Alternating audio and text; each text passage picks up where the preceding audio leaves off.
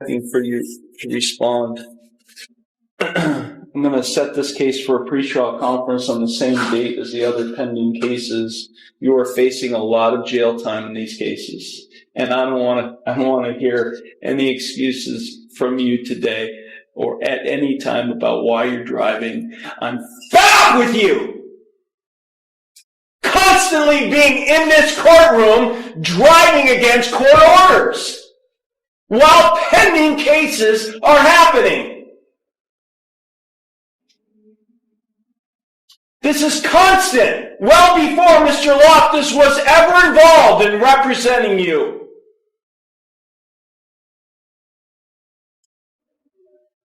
If there's one more incident between now and the next pretrial where you come in to this court having gotten another citation, you might as well just walk to the jail. I'm fed up with you. I can't believe I'm letting you go. I can't believe I'm letting you walk out this door.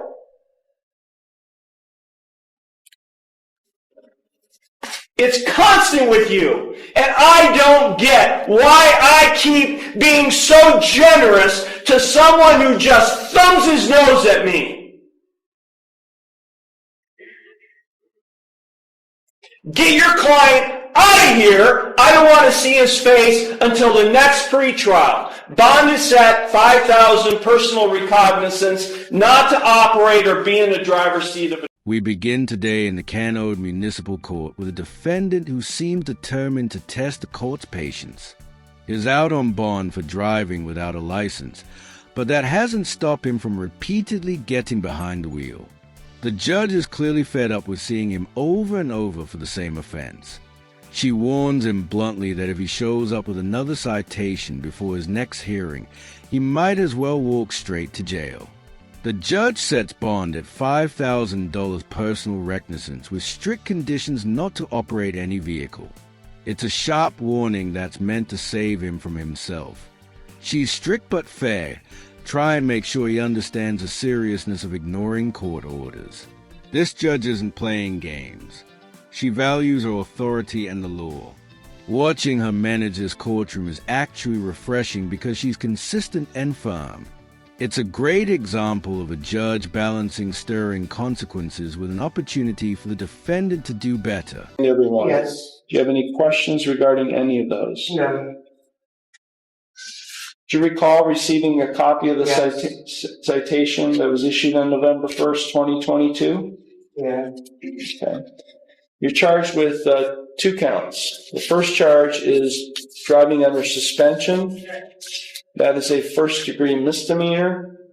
If convicted of this offense, you face a maximum 180 days in jail, a maximum fine of $1,000, and I could impose a license suspension of up to 1 year. And this is a 2-point violation. So do you understand the consequences you face if convicted of that charge? Yes. The second charge is use of headlight beams. That is a minor misdemeanor. That is punishable by a maximum $150 fine and court costs. Do you understand that? Yes. The officer, I don't know why he checked not applicable on the ticket, but it is very applicable.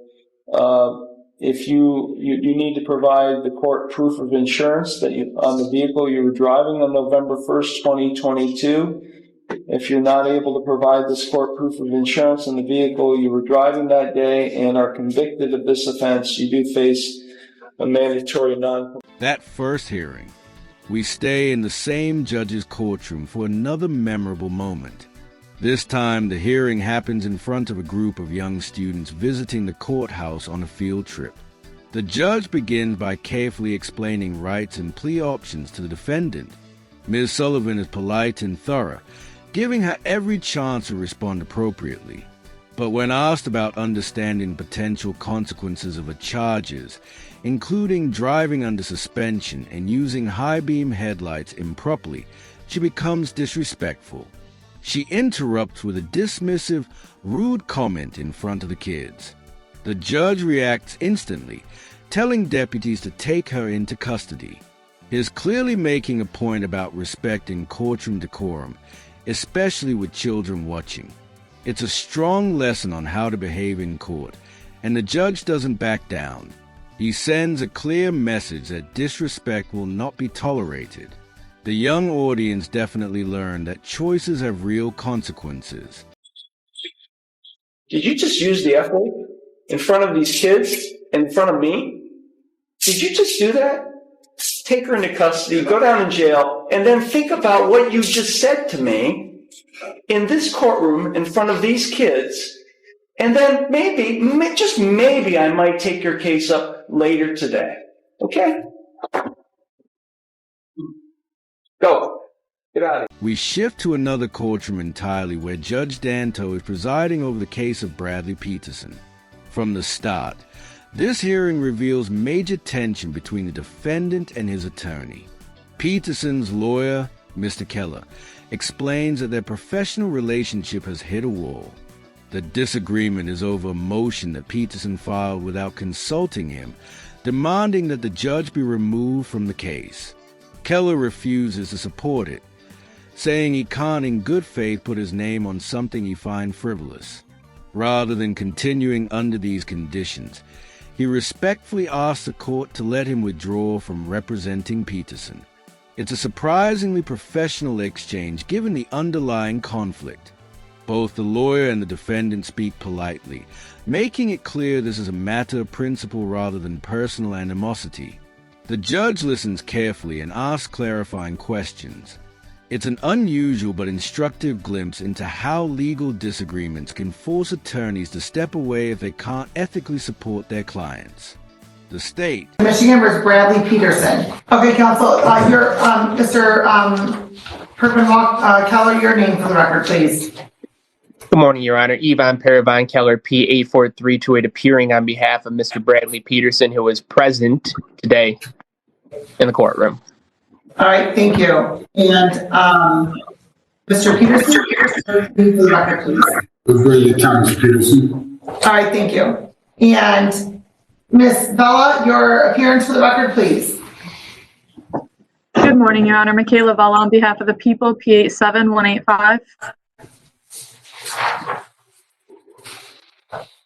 All right. And so today is the date scheduled for a probable cause conference in this matter. And counsel?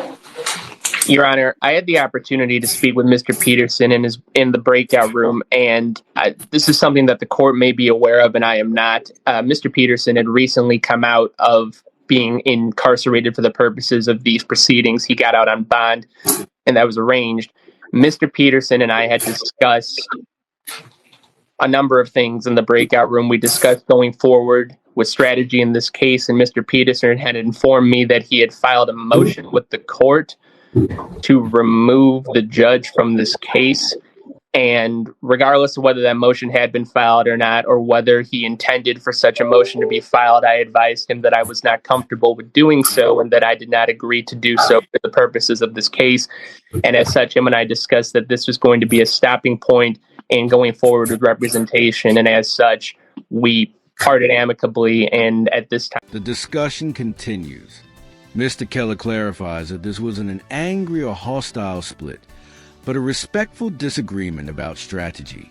He doesn't want the record to suggest they fought or had bad blood. He emphasizes they parted amicably, but simply can't move forward together. The judge recognizes the importance of this disclosure, noting that sometimes these disagreements are necessary. Peterson confirms that he filed a motion himself, further proving that he intends to represent himself in a way Keller can't support. The judge weighs the situation carefully before ultimately granting the lawyer's request to withdraw.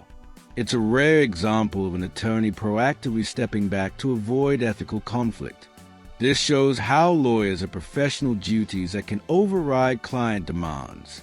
Even when it's uncomfortable, ethical obligations come first.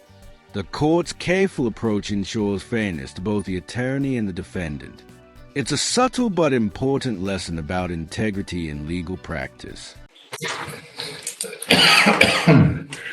Be removed from this case because Mr. Peterson filed a motion on his own and not with discussion with you, and you're not comfortable with that motion. That is not the sole reason, Judge. Mr. Peterson insisted that the only way that he would be comfortable with me representing him in this case, is if I continued and persisted with this motion. I do not agree with the motion that he is filing, and he said that he would prefer to go on his own if I would not go forward with this motion in his behalf. And we had a civil discussion about this, Judge. We did not have a fight or anything. I want to make that clear. Mr. Peterson and I have a good relationship, speaking-wise, so I'm not trying to cast aspersions on him at any point. I want the record to reflect that.